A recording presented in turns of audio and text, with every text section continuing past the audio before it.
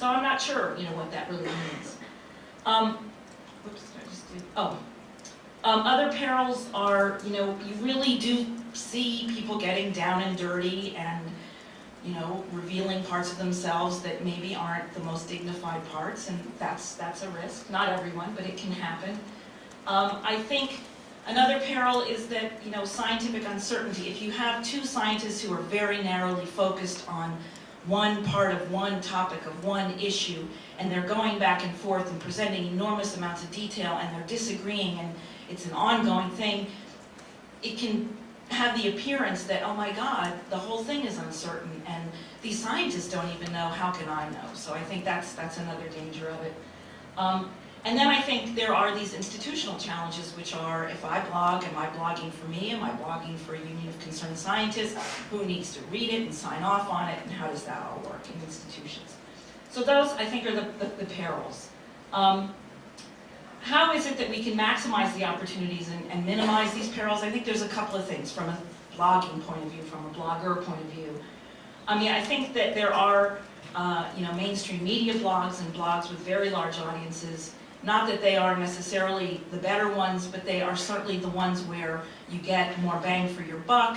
And so if you focus on those, obviously, you can get more out of your time that you put into it. It's a more efficient enterprise.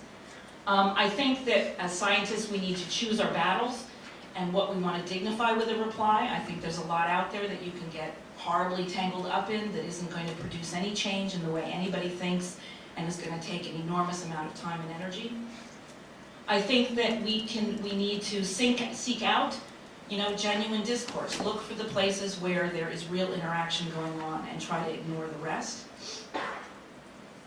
And, there is this rapid response mentality, but I think we can only respond as rapidly as we can do some fact checking. As I said, the beauty of this medium and one of the opportunities is it's correctable, but that doesn't mean it's okay to go out there without really any sort of real knowledge and correct those mistakes. The last piece is, what are the big things that we can do to move us towards a better blogosphere? Actually, second to last piece. I think identifying contributors. Again, the gentleman from the Boston Globe was talking about this and what you do to get into that, and I think that is all for the good and incredibly helpful in terms of elevating the discourse.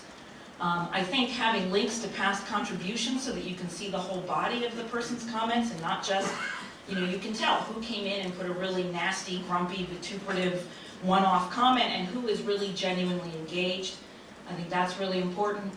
I think that there are systems out there that may nurture a main thread and kind of move the less credible stuff out of the way so that you're not distracted by it, or you can still find it. This is not censorship, this is not deleting it, but nonetheless it's not there in your face every time you try to read a posting. I think that moderation can be good. I think the living room rule, which is, if you're blogging, it's your living room, it's your house, you can invite who you want. If they don't behave in the way that you want them to behave, they're not invited back. It's the same thing you do with an unruly guest at your house. At least I think you might, I'm not sure.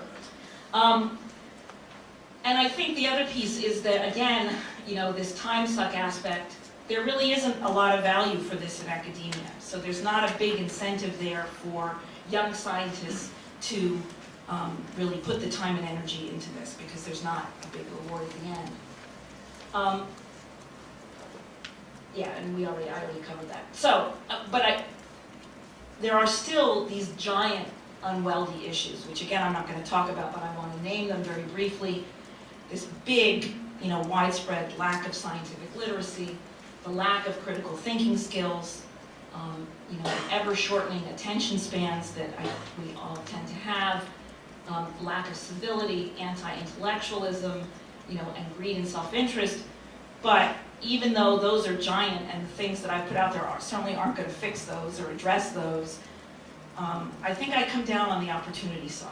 I think that this is really important for us as scientists to get out of our boxes, to get out of our labs, and to take advantage of these media to really open up the dialogue.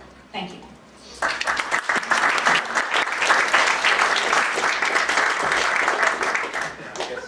Next we have Chris Mooney, who, as most of you know, is a blogger on Discover, where he has blogged with Kirschenbaum, who's called The Intersection, and he's also a Knight Fellow at MIT. Thanks. I think that Francesca, we're going to agree about a lot. My talk's called I'm New Media and So Can You. And we're going to agree about a lot, but I may do a little bit more naming of names. So at the outset, let me say I come to this as someone who has been blogging almost 10 years. In 2001, right after 9/11, was when political blogging became a very popular phenomenon, and science blogging was staggered by about 2 years. I think so.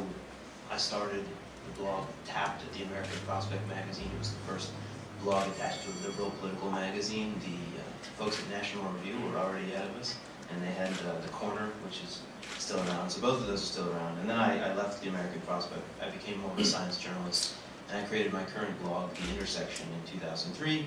And it was independent, and it was at Science Blogs, currently at Discover. So I've been doing this for a long time.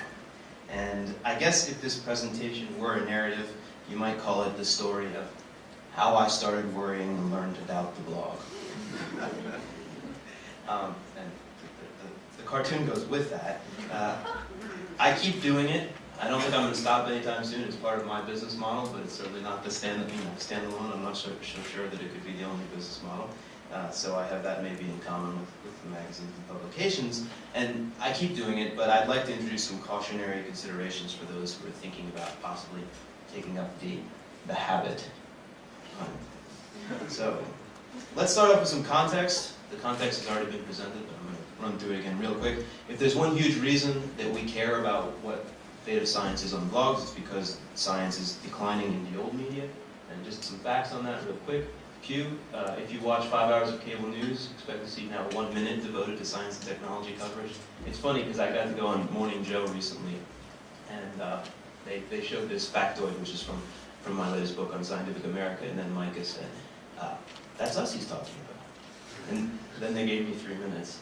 So it's a little bit better, but that's basically it.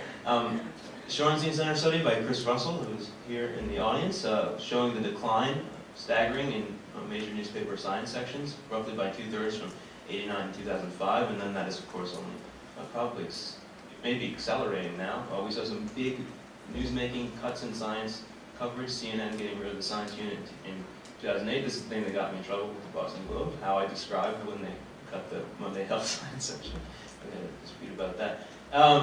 But this, the audience is changing too. The National Science Foundation reports that just 13% of Americans now follow science and tech news very closely, and the number has been declining over the last decade. So there's less in the mainstream media. People seem to be following it less. Here's Andy Revkin is just one example of a science journalist who moved on to do something else, and there was a lot of attention when that happened from the New York Times. And I want to emphasize the decline is occurring not because science is somehow less relevant, but rather it's occurring because of economics and the business model of newspapers changing. And this Nation article that we did, and I told the story of Sabin Russell, a former Knight Fellow, right before me, and actually how he was sort of pressured, I think it was a pressured buyout situation. At the San Francisco Chronicle, this is the guy who covered for his entire career public health, global health, and infectious disease, and he leaves the Chronicle right when swine flu was in the news, when he would have been the person most experienced to cover it. So clearly it has nothing to do with the relevance of the story. That has to do with the fact that the newspaper is just not hacking it and has to cut a lot of its specialists. So what's happening instead? We know that people are going online to find scientific information. I'll just run through some facts, again, mostly from NSF. The internet is now second only to TV as a source of science and technology information for the public, and its margin over other sources, this is their language, is large and has been growing. And so, when people want to find out about a specific scientific subject, they Google, right? 54%. They don't go to a book, they don't go to a magazine, that's only 5%. Our newspaper, 7%.